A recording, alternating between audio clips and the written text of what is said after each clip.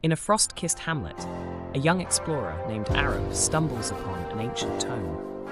If you're referring to the broader concept or historical narrative of Arab literature written in English, it's a rich and diverse field that spans various genres and themes.